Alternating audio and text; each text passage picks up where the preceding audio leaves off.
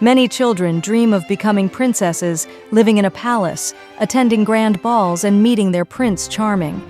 It might seem that ladies-in-waiting were closest to this fantasy, but their reality was far from a fairy tale. Being a court lady meant constant control, limited freedoms, and unpleasant duties. In this story, we will delve into what life was really like for ladies-in-waiting, the price they paid for serving the royal court, and why many of them ended their lives either in solitude or on the gallows. At the age of 15, 16, young girls were taken from their families, and their fate was placed in the hands of the queen. She became their official guardian, responsible for their upbringing and education.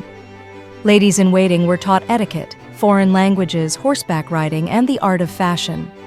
They had to uphold the monarch's image and assist in courtly affairs.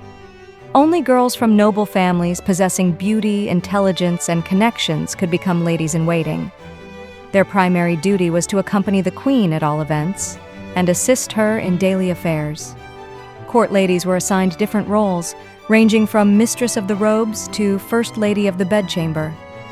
The most trusted among them carried out secret missions and even shielded the queen from undesirable interlocutors during official meetings. Once at court, ladies-in-waiting lost the ability to leave on their own terms.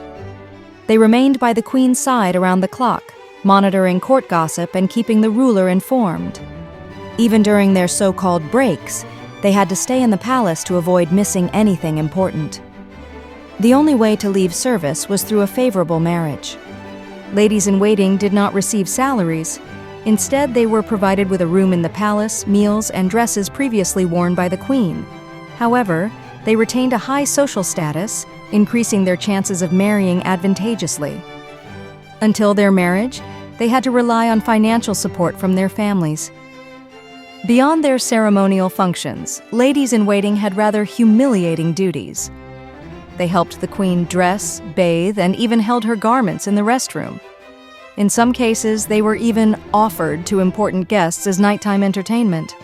The queen often surrounded herself with ladies-in-waiting, shared personal concerns with them, and entrusted them with responding to her letters. However, the relationship was unequal. The monarch might gift them outdated dresses or command them to entertain her at will. Marriage was the only chance to leave court service, but not all ladies-in-waiting were able to seize this opportunity. The queen often kept her favorites at court, and even when marriage was allowed, they received a dowry of expensive clothing, jewelry, and linens. Nevertheless, many remained at court until old age, taking care of the queen's children as nannies.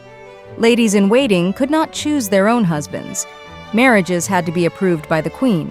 Depending on her favor, a girl could receive a worthy husband or be married off to an old but politically advantageous ally. Any attempt to marry without permission was punishable by death. Ladies-in-waiting did not just perform courtly duties, they also served as the crown's eyes and ears. They listened in on social conversations, spread strategic rumors, and even infiltrated foreign courts to gather intelligence. Sometimes they were sent as gifts to enemies, with the expectation that their hosts would drunkenly reveal secrets. Kings often selected their ladies-in-waiting personally to have mistresses close at hand. Queens tolerated this arrangement, and some even believed it helped maintain their marriage.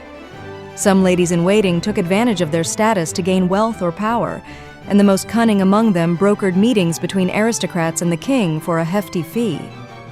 Ladies-in-waiting were not only expected to serve the queen, but also to sacrifice themselves for her safety. In case of an attack on the palace, they were to shield the monarch with their bodies, help her escape, and, if necessary, take the blows of enemies upon themselves. Many were imprisoned or executed in the name of protecting their mistress, as this was seen as part of their duty. Although they spent most of their lives in the queen's inner circle, ladies-in-waiting were not permitted to form deep friendships. Any bond between them was seen as a potential threat, leading to fierce rivalries. Those who gained the queen's trust were often envied by others, resulting in political intrigues, betrayals, and even sabotage. Some of the most influential ladies-in-waiting learned to manipulate royal affairs for their own benefit. By whispering in the queen's ear or subtly influencing decisions, they could shape court politics, promote allies, or undermine rivals. In some cases, they even orchestrated marriages and political alliances, ensuring their own safety and prosperity. The life of a lady-in-waiting was far from romantic. They lived under strict rules, deprived of freedom and personal choice. However, those who navigated their role wisely could attain power, wealth, and status, albeit at the cost of humiliation and risk. Leave your thoughts in the comments and subscribe to the channel. See you in the next episode.